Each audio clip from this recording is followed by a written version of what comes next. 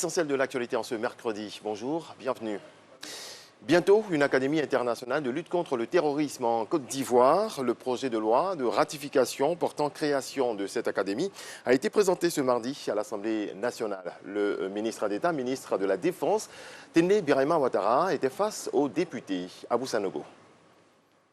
Le projet de loi présenté par le ministre d'État, ministre de la Défense Téné Birahima Ouattara aux députés membres de la Commission Défense et Sécurité comporte un seul article. Il s'agit du projet de loi de ratification d'ordonnance portant création de l'Académie internationale de lutte contre le terrorisme. À l'issue de l'exposé des motifs et des échanges, les différents groupes parlementaires ont donné pleine caution pour la ratification de l'ordonnance numéro 2021-431 du 8 septembre 2021 portant création de l'Académie internationale de lutte contre le terrorisme.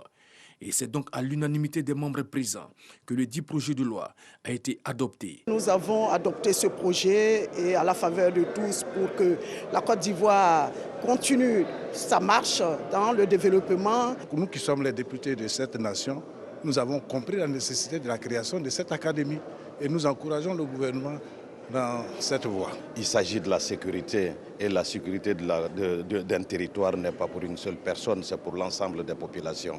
Et nous sommes heureux d'avoir participé à consolider et à voter cette loi. Cette académie qui, pour nous, va apporter une réponse claire à l'affaire du terrorisme qui sévit dans la sous-région, mais surtout qui va permettre à nos militaires et à toute l'Afrique, à tous les pays qui ont besoin de formation, de venir en Côte d'Ivoire et de se former. Le ministre d'État, ministre de la Défense, Téné Birahima Ouattara, s'est félicité de l'adoption de ce projet de loi. Nous pensons que cette académie qui vient de voir le jour à travers l'adoption de ce projet de loi par l'Assemblée apportera un plus quant à la formation, quant à la réflexion et aussi quant à la judiciarisation du fait terroriste ici en Côte d'Ivoire.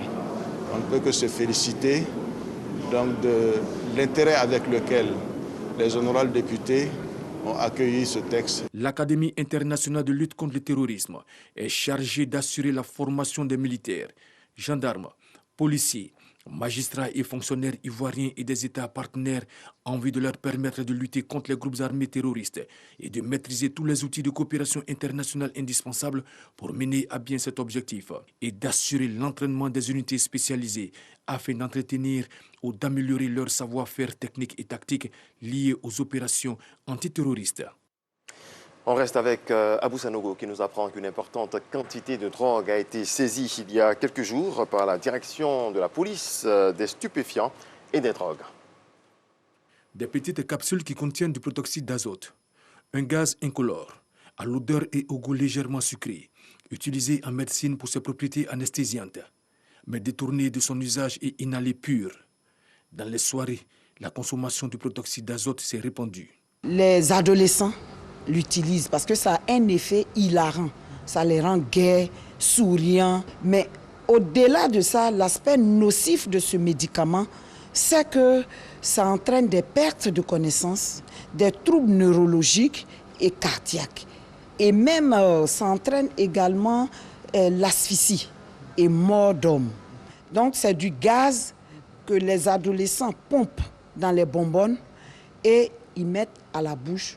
Ils aspirent le gaz. Les tenanciers de ces espaces vendent ces bonbonnes-là entre 70 000 et 65 000 francs. Face au danger qu'ils représentent, la direction de la police des stupéfiants et des drogues a engagé des recherches pour démanteler les réseaux de vente de cette nouvelle drogue. Ainsi, le 28 décembre 2021, une perquisition est effectuée à Cocody-Angré, dans un espace. Résultat, 333 capsules, 152 bonbonnes de gaz, 91 ballons gonflables, saisis et 2 interpellations. Et une autre saisie, effectuée le 14 janvier 2022, et qui a permis de mettre la main sur 152 capsules, une bonbonne de gaz et 149 ballons gonflables. La directrice de la police des stupéfiants et des drogues appelle les parents à sensibiliser leurs enfants sur la dangerosité de ce gaz et met en garde ceux qui pensent pouvoir trouver en Côte d'Ivoire un nouveau marché du dit gaz. Il faut que chacun à son niveau attache la ceinture. L'éducation, c'est une affaire de tous. Ce n'est pas seulement une affaire de gouvernants.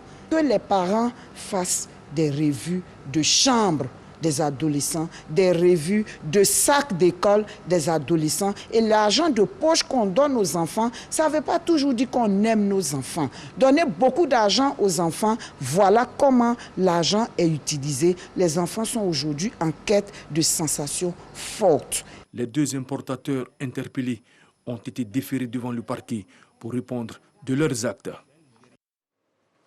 Dans le reste de l'actualité au Burkina Faso, depuis le coup d'État militaire à Ouagadougou, le président Roch-Marc Christian Kaboré n'a pas réapparu et ne s'est pas exprimé en public. La situation reste confuse, même si plusieurs sources indiquent qu'il est détenu par les militaires, mais en bonne santé.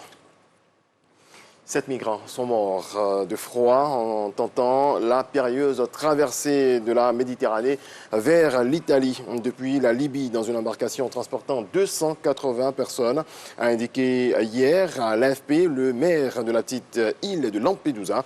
Selon le programme humanitaire Mediterranean Hope lié à l'église évangélique italienne, les 280 personnes à bord étaient originaires du Bangladesh, d'Égypte, du Mali et du Soudan, et la quasi-totalité était en état d'hypothermie sévère.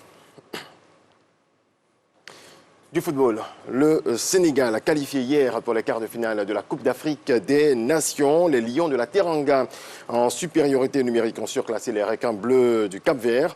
2-0, score final, grâce notamment à un but de Sadio Mané.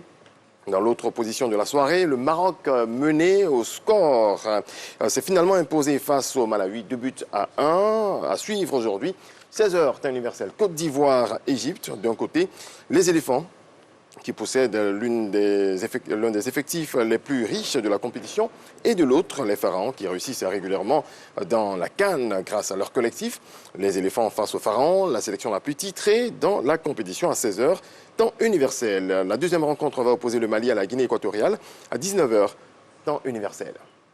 Voilà qui marque la fin de ce point de l'actualité. Merci à toutes et à tous de nous avoir suivis. On se retrouve à 7h.